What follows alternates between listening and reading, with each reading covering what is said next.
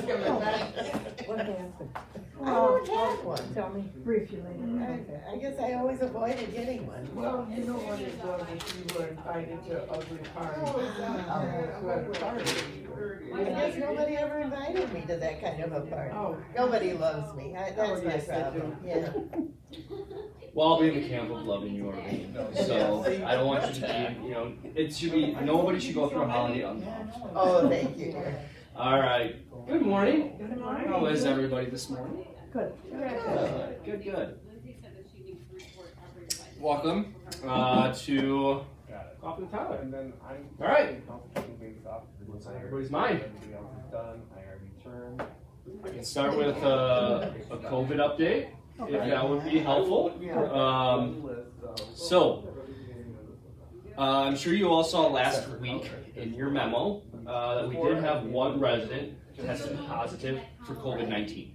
It was an independent living resident. It was a breakthrough case. Now, fortunately, the resident had very mild symptoms.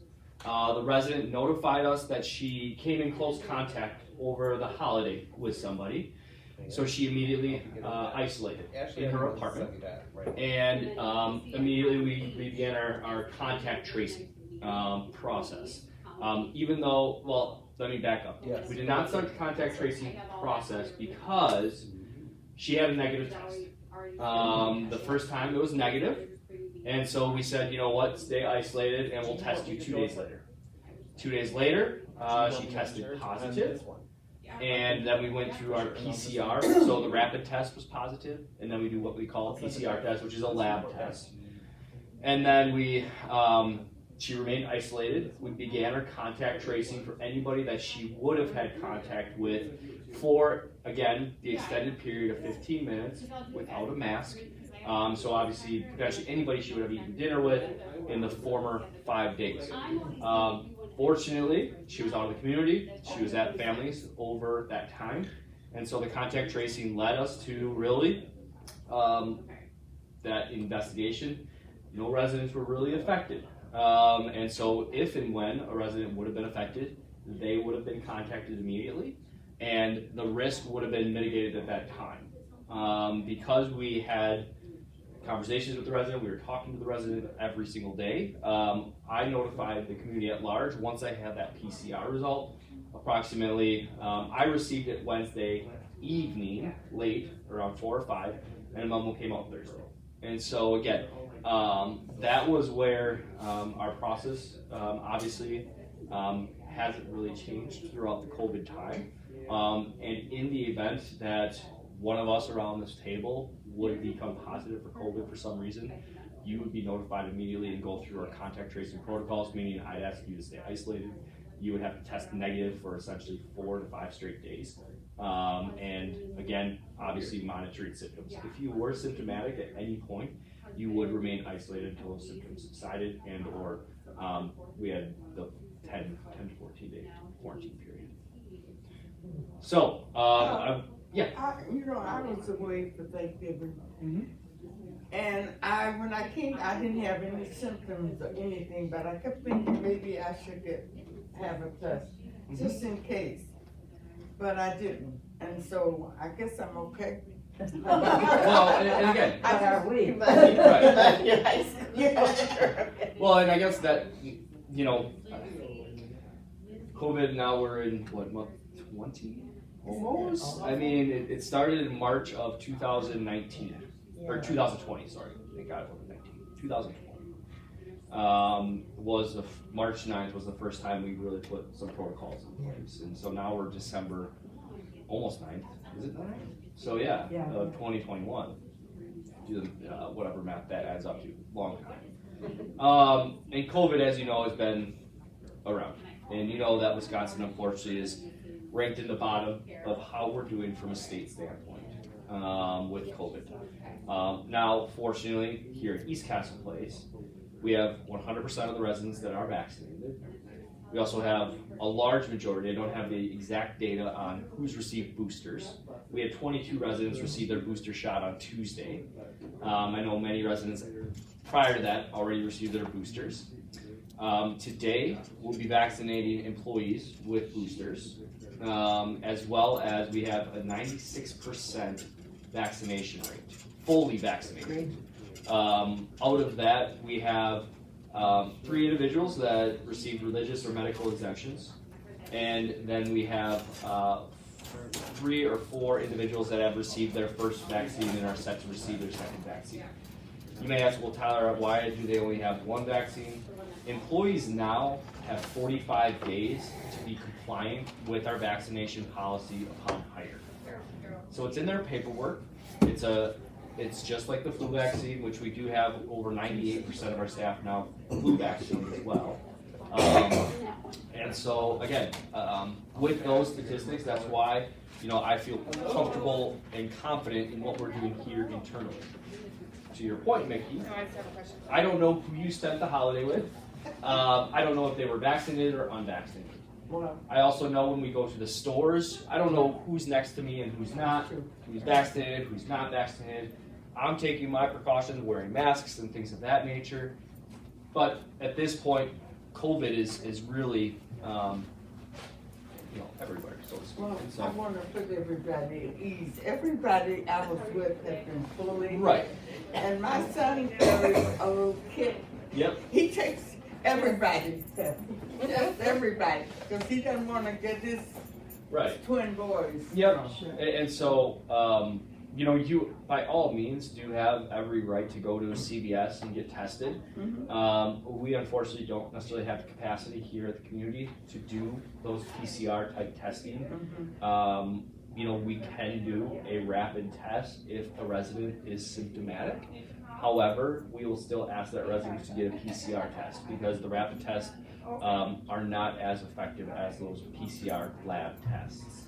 The rapid test that I'm speaking of is what you can really pick up at Walgreens or Walmart and do it My yourself. son has. He carries with him. And so, He is very. obviously, Mickey, if you were to come back and say, oh, man, I really got some aches, I got a headache, I'm not feeling well, I would say, stay put. Don't come out of your apartment. Who did you talk to? Who have you been with?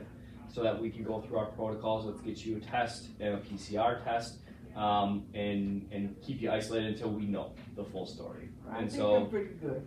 no, and I'm just using you as the example. I'm sure you are just fine, but again, that's our protocol, and that's really that communication to the community at large. Same thing with employees at large. We have had residents that have been symptomatic with a common cold, flu, etc. We've had them stay put, they've tested, it's been negative, we move forward, so to speak. Because as many of you know, it's also flu season. The flu does have many similar effects of COVID, but we're monitoring that. And so we're, we had state visits with actually the state infection control and infection preventionist that we requested for her to come in and spend a day with our healthcare team. And she looked at really our policies and protocols for the community. She was very impressed.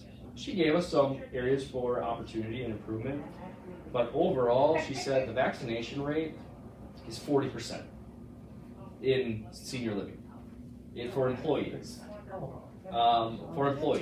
And so she said for you, and at that time we were near the 80%, she said that's pretty incredible.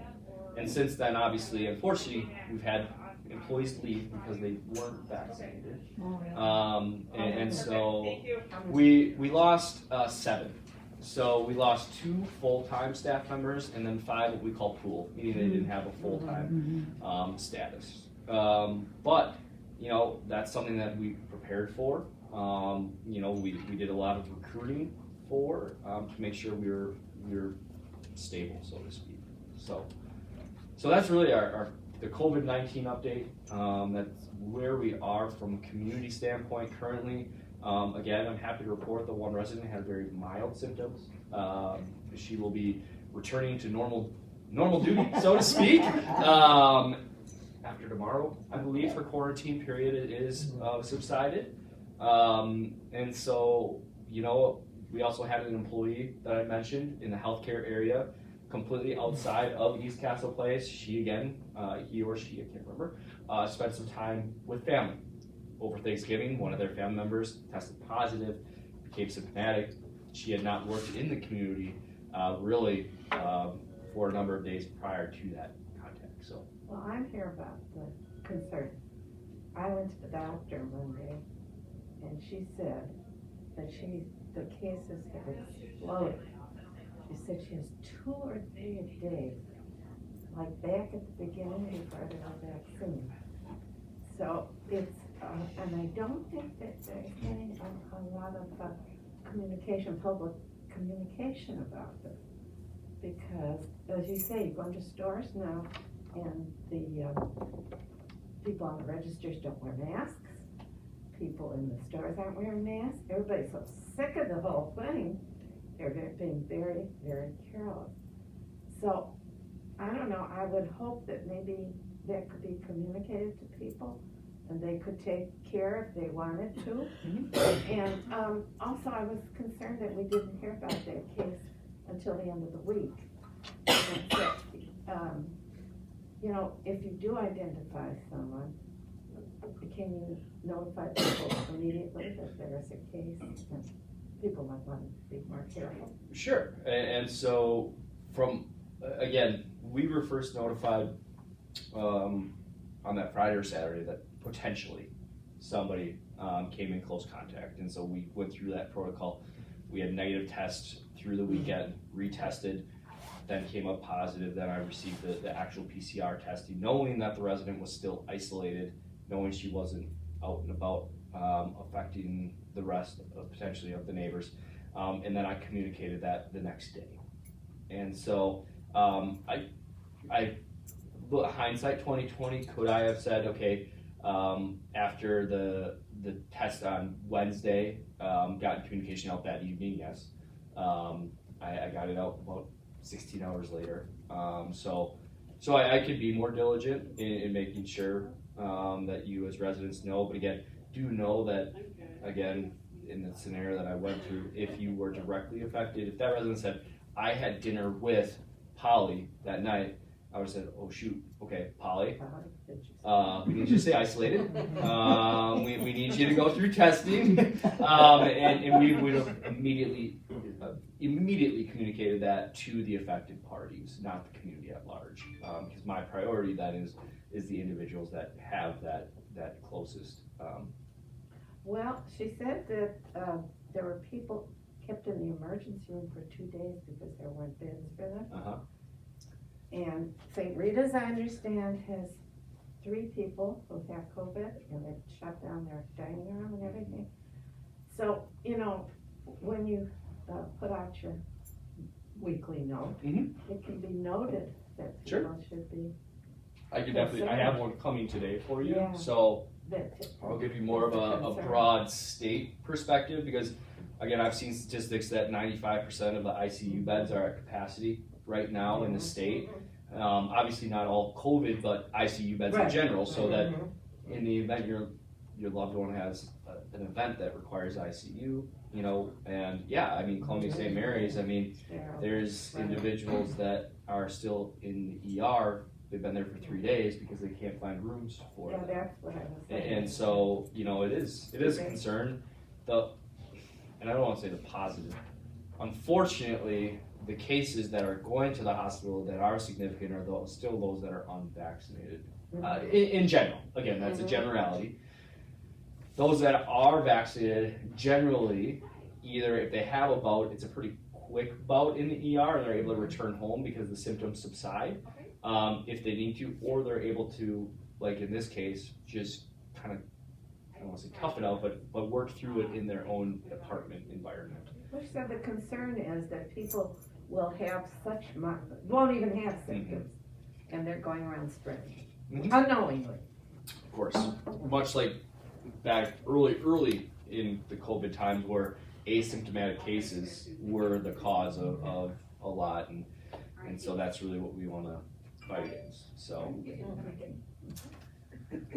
yeah, but I can definitely do a little bit broader, I guess, public health memo update regarding Milwaukee County's I think the other piece of that is sharing the vaccination rate. So to give you some comfort internally as well, but also, maybe just the vaccination rate or what the positive cases are right now in the county, because I think that's the most significant in the county, and then I can definitely share this. But taking personal care, Oh, yeah. because everybody is just relaxed. There is a lot of information though on TV and in the paper and what Yeah, she might as well, every because day who knows about if, this.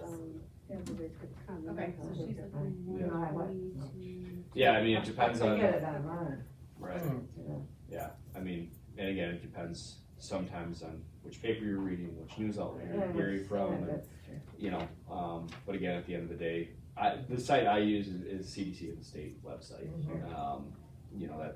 That's the resource I use, so. So any questions regarding COVID?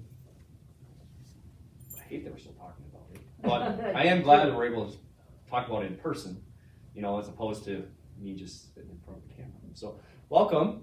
This is my son Alan. Hi, This is Ellen. our Good. director Tyler. Good. Welcome. Cup of coffee. Feel free. Thank you. Yeah. This is just honestly what we call a coffee with Tyler. It's honestly just an opportunity for me to have a cup of coffee, sit down with the residents, have zero agenda, and answer any questions they have, and just kind of provide them updates. Well, I sort of watched the stock market and it had really dipped with this sudden surge. The Omicron. But now yesterday it went way up Yep. because the symptoms are so mild. Yeah, and you know what? That we saw that as well. And I personally saw that as well. Hoping it would correct itself, which it did. But I think that's the concern too with these new variants, and sometimes the hype and not knowing and just kind of taking again bits and pieces of the information, not knowing the full story. So again, we'll continue to monitor it. Obviously, it's something that we're still. I don't want to say it's in the rear view by any means. We are still very vigilant in what we're doing. We are still holding staff members out if they are symptomatic, trying to get them back to work as soon as possible as well, both for them and for us as a community. But obviously not, to spite us in safety. So, what else? What other questions? Is there an update on the parking lot? Yeah. Did you see any work going on out there? Okay. So the gate's supposed to be going in today. Oh. But it's not going to be functional. So here's the story of the gate. So the board approved a gate back in July. Eric and I began an investigation of that in July. Worked with 2 different contractors, selected one. That was fairly a smooth process. But then the old supply chain happened, and that was really where it took until really today, last week, until the gate came. It also took the cement people, that happened about 3 weeks ago, I think. They had to pour a large pad for it. Then we had to bring in electricians to wire for the gate. Then we had to bring in our security team for our cameras. And then we needed the physical gate. So the physical gate, from what I'm told, I did not receive an update this morning, was supposed to happen today, begin happening, installation. And so essentially what it is a gate that will have an LED strip on the bottom that will be green and red when it's closed, green when it's available to go up. And then it's a proximity gate. And so the piece that next week you'll receive some communication on is that front entrance is going to be shut down for probably a day, because what they have to do is put a loop in. Essentially, they have to saw cut in the concrete, and then much like when you go into Columbia St. Mary's parking lot, when you're going out, the pressure and the magnetic pull from your car will open up the gate. So that will shut down the parking lot for a time, but we'll communicate that. Then the gate will remain closed and open as needed and effectively. So that the gate is meant for a deterrent, obviously, that when individuals, criminals, try to plan something, again, every theft, every broken window have all been results of cars coming in. They have not walked into campus. And that's why we don't have the full, security enclosure at this time. But what we're setting up is kind of a step, what we call 2, 3. For the gate, we can add the security. We can add features to the gate to truly lock it down if necessary. But we truly believe that with this gate, it will be a strong enough deterrent because these individuals are just looking for the easy get. They spend 3 minutes on our parking lot every time. I've seen them on our cameras. They're in and out, and if it's hard, they're leaving. Unfortunately, the Catholic home does not have the issues, and the reason for that is the entrance is really tough, and their parking lot is in the back, and so there's a possibility that it's too far for them to drive. The reason why we seem to be more of a target is the street access that we have, and so with that gate, that street access really goes away to a degree, and so it's much needed. Obviously, I do know also winter theft of cars goes down. It's just because it's colder and harder, and How do you enter? Do you need something to enter? Nope. You'll enter off the street. But Just anyone, guests? Yep. Yeah, we don't have to. Yep. No. how does that work? Why is that a deterrent for a criminal? I was gonna say, we can come in. Because when they see a gate, they're gonna say, "Well, I can't get in there." Oh, Keep driving. really? Absolutely. Oh, it's psychological. That's all. For a little while, they'll Well, find out. Well, I mean, if they find out, we can take our next steps. But at the same time, to issue everybody a clicker, including employees, including visitors, we can tie it into our system. But at the same time, if Lila or Famata go to the restroom or something, or they can't get. I mean, that's the next step, and we have that built in. But essentially, there's a camera that's a 4-way camera. It looks into the car. It takes license plate and it takes a panorama view of the car. And so. And that's recorded somewhere that you Oh, can yeah. check on it. Oh, well, yeah. We can look back 6 months on our system. So again, they'll see that camera as they have to stop. Because the gate's not automatic, it stops. So again, we'll probably put a sign that says you're on camera, smile, or something like that. You see that, probably not like that. But again, that too should be a deterrent. In worst case scenario, we now don't just have people in hoods, which often is what we see, and tough to deviate, although we have given MPD our camera footage multiple times because again, we have some of the best cameras from what they've said on the east side. But that'll be a very clear picture. And again, if there's the criminals, again, I'm not a criminal, but I can only imagine if I were to stop and see a camera pointing at my face, I may also say, you know what, this isn't worth it. I'll just go down the street. Again, because unfortunately, it's times, and you've probably seen the news about Milwaukee suing Kia and Hyundai as well. Who knows what's going to be with that? But again, so that's the reason, and that's why the gate isn't. We don't have a gate guard or anything like that, and it is proximity based. But at the same time, we also want to make sure our employees can get in and out. Ambulances, fire personnel are able to get in and out as well, because otherwise they will get in, and then we have to buy a new gate, and that's not fun. So that's the reason for it. So hopefully, it'll be a Christmas present for us. Not one that I wanted, but hopefully that will be the result. And I'm sure you've all seen that we had more cars stolen here than Chicago. In Milwaukee? Yes. Yeah. Well, you've seen Chicago be hit with the mobs of people going into the malls. Have you seen that? I didn't know Chicago was. I heard other Chicago places. and San Francisco are the two places. California. Yeah. Yes, but, It's no. crazy. So I don't know how they're gonna stop that. it's scary. Mhm. Well, unfortunately, I think retailer may just say, okay, buy online. That's You know. right. Any other uplifting? Yes, how about that? I mean, Yeah, cheerful news. again, I think last Sunday I was able to come in and see the Thank you. Christmas at the castle. Thank I mean, Sunday was wonderful. I want to applaud you Wonderful event. as residents, No, because of what you all did and the engagement and what you did to make Yeah. the castle beautiful to start the holidays, but then just that concert. I understand the brunch was very nice. Delicious. Great. Outstanding. It was So- outstanding. Everything was the If only we best. could The have- best. Every day. Yeah. So I know that can't be. yeah. Well, then it wouldn't be special if we just start doing it every Sunday, No, right? that's Oh, it it. was so nice. But- And Dr. Pete Chalkin stood up to praise, and it was so noisy with joyfulness that I don't think a lot of people heard. It's supposed to be noisy. But Tim was doing my omelet as Pete was speaking, and I said, "Oh, Tim, you're being complimented, and you can't hear."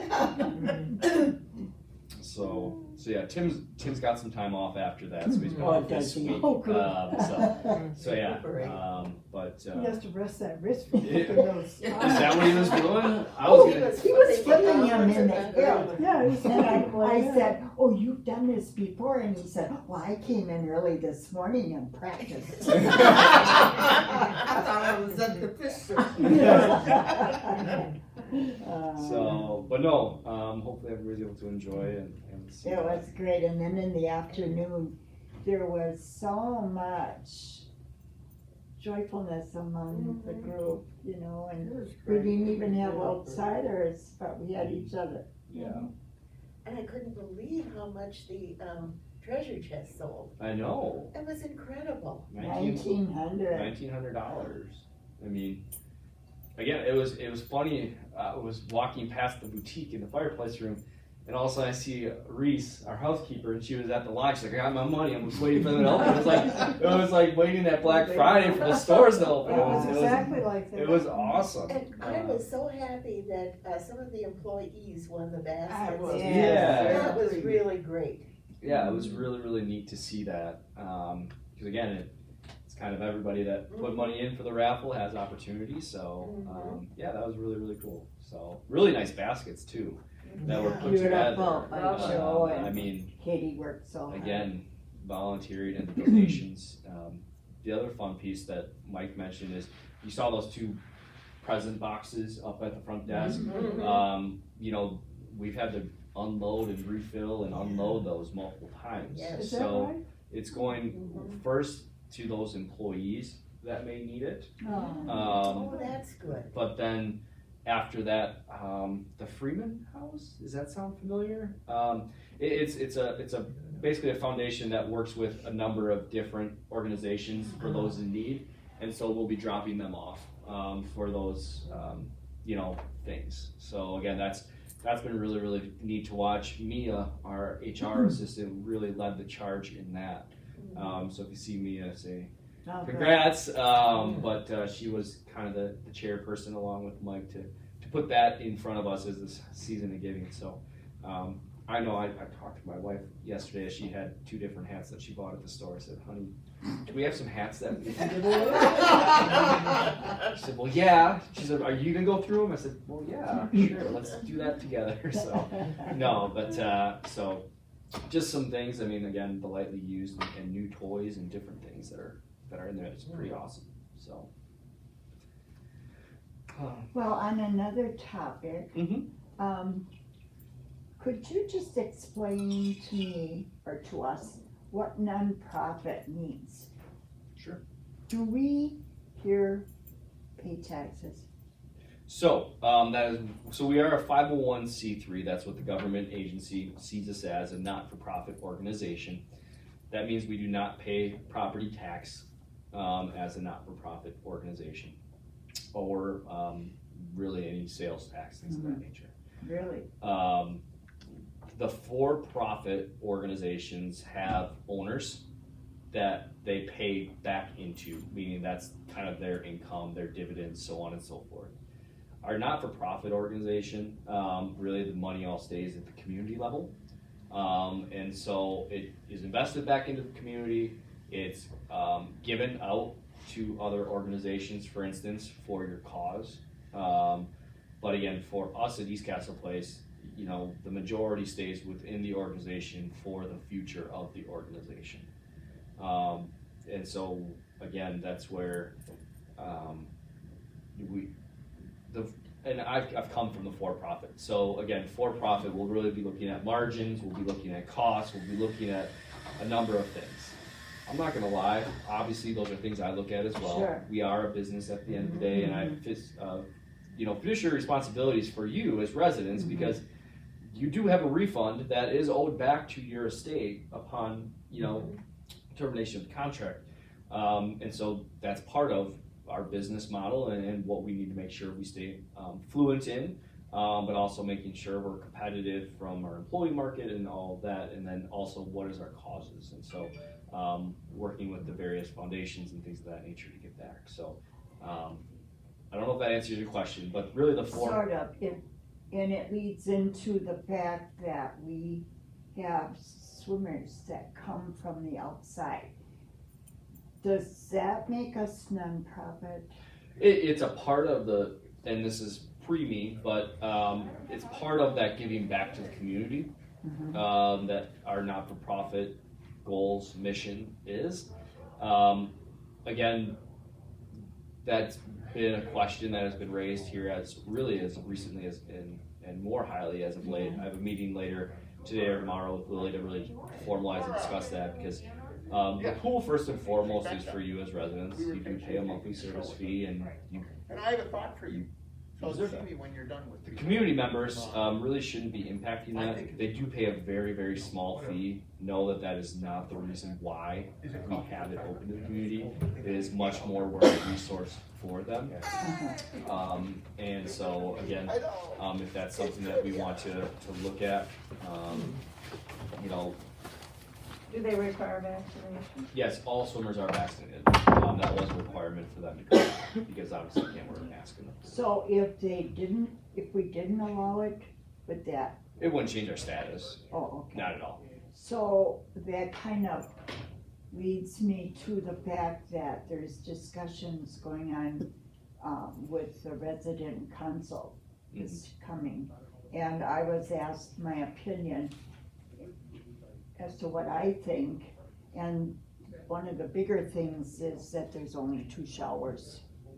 And with the added, more people are showing up, and then you wait in line for the shower or you just don't take one. So if it wouldn't hurt us, then I would say no, not to have them come. There's younger people are coming in as residents, which is great, and I know of at least 2 lap swimmers that need more space when they're lap swimming. Yeah. So I go real early in the morning to avoid that. It just doesn't seem like those few people make any difference Okay. on the residents. Okay. And being is there able a to certain time swim. that outsiders can come in? I mean, you know, if they're limited to, you know, this hour or that hour, then I think we could work around that. And that's what my conversation with Willie is, because my understanding is that swimmers were coming in from 12:30 to 1:30. They would generally come in around noon to get ready, and then they'd be gone by 2. So kind of a noon to 2. Now I heard last week that there was community members coming in at 9. Yeah, And They push. there's so few. right, and that's the thing. And when I talked to Willie, he said it is, you know, 3 to 5 individuals. Yeah. Others are saying it's more than that. So I think Arlene kind of hit it. I would still like to be able to provide that as a community resource, but I think we can limit it to times that are conducive for our community. Okay.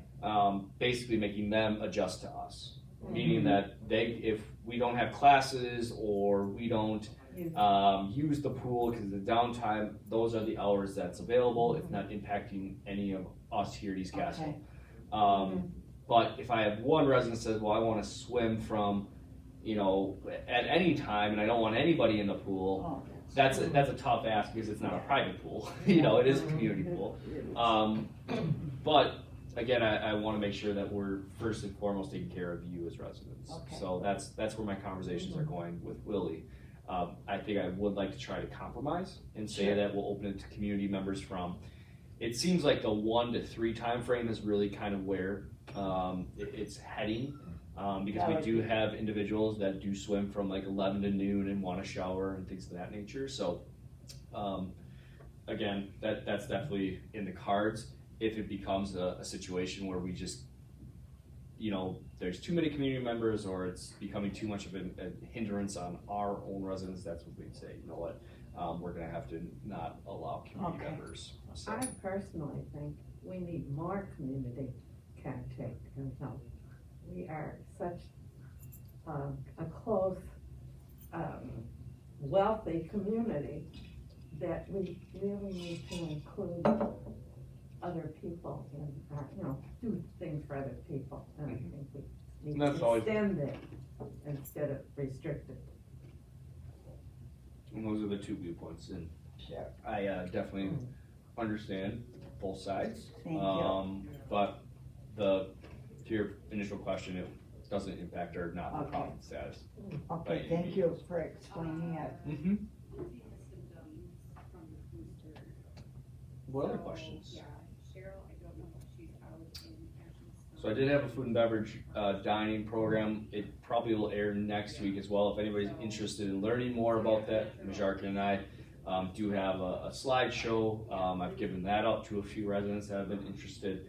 But if anybody has questions about the dining program, about some changes, there were things in there such as, and this will be in the memo today as well, the carry out piece of what we had pre-COVID will return December 15th for dinner.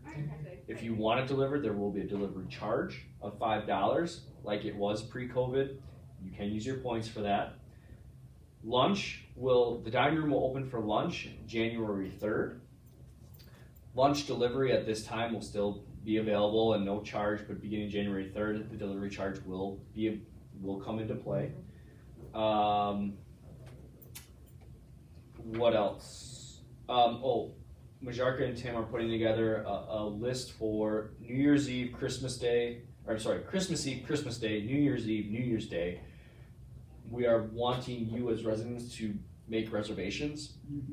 A, so we can know how much product to have on hand, but B, also to know what we need from a staffing level standpoint, because if it's gonna be a downtime and we don't need to staff as heavy, we can give our staff members their holiday off. And so again, unfortunately, we are not allowing guests in the dining room at this time, just based on obviously the earlier conversations. But also, so long story short, if you can fill out those reservation slips next week and get them back into Tim and Majarka and Mary, so that we can plan accordingly. Is that a private dining room and water tower still available to us? Country kitchen or the second floor private dining? I don't have an issue with that. I have kind of mentioned in passing, and it hasn't really come up, the club room and this lounge kind of being reserved for private events, private parties, so to speak. I kind of go back and forth on that because obviously it's away from many individuals, but at the same time, you're bringing a lot of individuals in from the outside and oftentimes eating. So we have not opened up the club room to my understanding, and it has to be parties of less than 10. That is the max that you can have for a private party, but we can definitely open up the private dining room. Well, you couldn't probably have more than 10. No, you can fit 8. So Well, if you get really tight, you Good can probably fit friends. 12. Yeah. right, but it's So. lovely.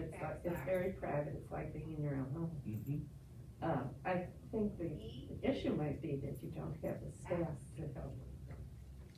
Usually they would deliver drinks and things up there for them. Yeah, So that wouldn't be. that's possible. not going to be possible. So it would just be the space. Like even for those parties of 10, they're Yeah. bringing in their own food. Well, of course. And so they're basically, we have the space set up for them, and then they have a garbage can, and then we ask them to do the best job cleaning up that they can.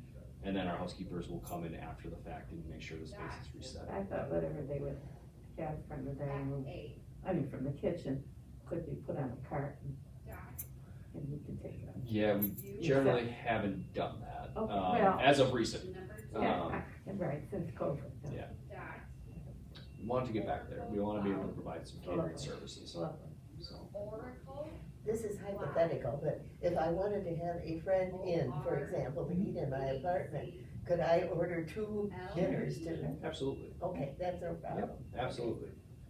We had, that was probably the larger majority of Thanksgiving. We saw a lot of carryouts and, you know, we had 6 servings of potatoes and things of that nature. Unless you really like the potatoes, you know. We kind of figured out that some residents were hosting their Thanksgivings in their home, so. And again, that's the other piece that we just want to be prepared for, and again, to that degree, we want to be able to support that if you do want to have family in and you want some additional items, that we can prepare for that. What is this space gonna be used for when you do the renovation? Same thing? Offices. Offices? And then a clinic space opens up in this area as well. Oh, So right now, you know, the 4th floor holds the dentist and the podiatrist. We've been partnering a lot more with Columbia St. Mary's in some specialty programs. And so we want to set up a clinic space for them where practitioners can come in, like the like the dental, podiatrist, but also other specialties. And that'll be in this building because this will be all of healthcare. And so right now it's actually set up to be right kitty corner from where we are, which means I have to have additional office space. So again, That'd be nice. so yeah, that will transition from the 4th floor down here. It'll be open to all independent living residents, obviously. And then obviously we open up more common areas in the 4th floor of water tower in lieu of this space, so to speak. Plus we have other meeting rooms that'll be going on the 2nd floor of the contemporary building where currently the market is and the salon is. So yeah, we'll have more meeting spaces than we do currently, and they'll be set up better than what we currently have as well. So podiatry, dentistry? Yep. Anything? Like if there's practitioners, like we're partnering with, it's a cardiac program through Columbia St. Mary's. Specifically, right now we're trialing it in our skilled nursing area, but I can see a time where, you know, maybe a nurse practitioner comes in and provides services, or Dr. Johnstone may see patients or something of that nature.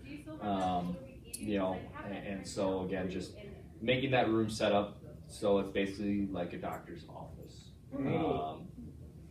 That will be good. Yes. where is Mike's office gonna be? You don't know. Somewhere very special. 2 days later. No. To be named later. Yeah, exactly. We put them at Miller Park. There's a couple individuals that'll be moving. Obviously, you know, that's one piece. Employees are very at the top of the renovations as well for break rooms and things of that nature. I will be honest, I've kind of put my director team myself kind of as an afterthought because we can move into offices and be effective where we need to be. But he will have an office. I believe I will still have an office. And so again, it's just we're rearranging some of the office space, so I don't know off the top of my head where we'll be putting this. Wait and see. Wait and see. I know we have it earmarked somewhere in the drawings. I just don't have it off the top of my head. Some basement. Some basement somewhere. Yeah. We'll make sure he's got somewhere to go. We'll find a closet. Worst case scenario. Another question Yeah. about the renovation. In the contemporary building, there's not enough storage areas for all the residents on each floor, so they have them Scattered. scattered. What will happen with the, storage areas for the water tower? So Apartments. we have dedicated storage areas on each floor for the floors. For the, For the first, second, third, and fourth floors of water tower. Okay. So they will have their own storage areas. okay, The largest apartment actually has its own private storage area for its own apartment as well. And so, there is enough storage, again, it'll be similar locker sizes to what you all have, nothing extravagant or anything of that nature. But that will be where they are. Unfortunately, we're still gonna have to work through the historic and the contemporary storage situation as it is. So, but fortunately, we don't have to try to fit 30 additional homes into the current storage situation that we have. That's good. That's it's tough enough right now. Yeah. So I couldn't believe that there weren't dedicated spaces for various apartments. You know, when you move in, it's just sort of random where you Oh. get your, yeah, that's a puzzle that's tough to undo. Because I think it probably started back in 2006 with, oh, you want that? We have no other residents? Sure, take that one. yeah. And then all of a sudden, 10 years later, like, oh, well, that person has that one because that person took that one, and so we have you over in historic. Yeah. Trust me, it's something that I know the marketing team and Maureen would love to reconsolidate and figure out how to be. Because trust me, when Fern was here and moving people in, she had to physically go to make sure that the locker was open, and that didn't make quite sense. But Well, I had to have somebody stand at my apartment and then go with me to where my space was Yeah. because I couldn't find it otherwise. yeah. What else?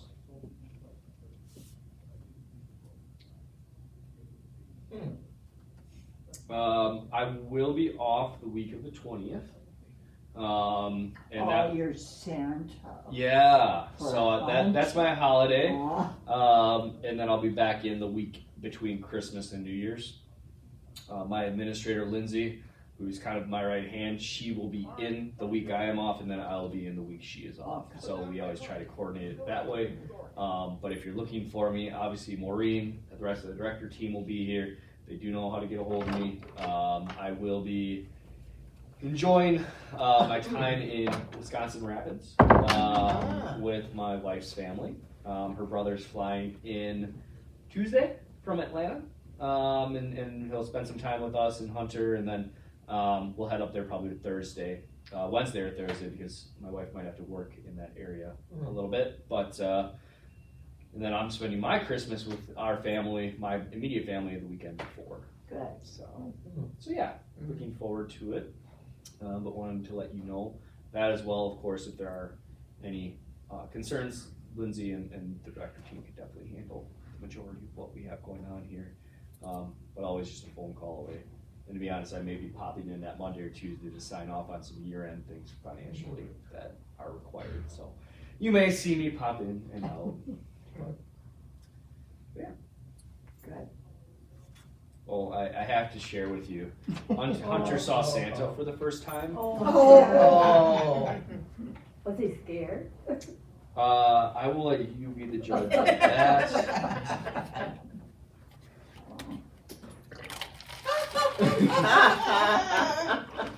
Oh, he doesn't look as That's the reaction. Typical. Oh, so precious. He's like, who is that? I don't blame it. So yes, he the first Santa did not go well by himself. I'm sure we'll be using that picture later in his life. But it was interesting. It was because he was by himself. Then we went to my wife and I, with Hunter, went to the Oconomowoc Winter Festival. It's the German type of winter fest that they have. And we saw Santa there. Santa was on his lap, but Steph and I also were in the picture with him. And so he was just kind of That looking was better. at us, and we took the picture, and then we took him back. So this one he was solo in daycare, and Mom was there, so he got much better. Obviously back in Mom's arms, but yeah, it was. So it was funny, but I shared that with my my parents and my sister this morning, and they all At some laughed. point, you can probably blackmail him into good behavior just by threatening to show that. Well, there's a couple that I got saved on my phone. Okay. I mean, right now he's too cute, you know, it's tough to, but, you know, so yeah. Well, I like these meetings. Well, good. Yes. I enjoy them too. I mean, You're so transparent with everything. well, I mean, that's ultimately, I mean, again, I try to be as transparent as possible with you as residents, not to make you think that I'm expecting you to do anything of my job by any means, but also don't have too much to hide. I mean, this is your home. This is the reason I'm here. It's for you as residents, and you know, if you know, there are confidential matters that I can't share, of course, but for the most part of them, you know, you deserve to know. And I'd rather have you ask the questions than to kind of conjure them up and kind of make concerns. And I can't be 100%, you know, that you'll always agree with the answers that I provide. And I can't always be 100% that I'm going to say I know the answers. But I'll do my best to find them. So, yeah. Thank you. All right. Well, thank you, everybody. Thank you. Enjoy the rest of your Thank you. morning. Yeah, it's still morning. Yep, it's your morning. Stay warm. And Snow. I saw that 4-letter word pop into the forecast. Mhm. It's way worse to the north. Yeah. Yeah. Well, Claire, I have friends up there, and obviously it's my alma mater. So they're getting like 10.5 inches tomorrow. So yeah, they have 2 to 3 inches already up there. But it looks like we're gonna get that rainy, sleety snow stuff. So be careful. Be careful, everybody. But No fun. our guys are out there. We already salted the parking lots once, so we'll be set. Oh, yeah. Okay. Thanks, everybody. Thank you, Tyler. Oh, thank you. Yes. You as well. Tyler, Sure, we'll see everybody around over the course of the next couple of weeks, but thank you. when is that, meeting from yesterday gonna be on 955? Do not know yet.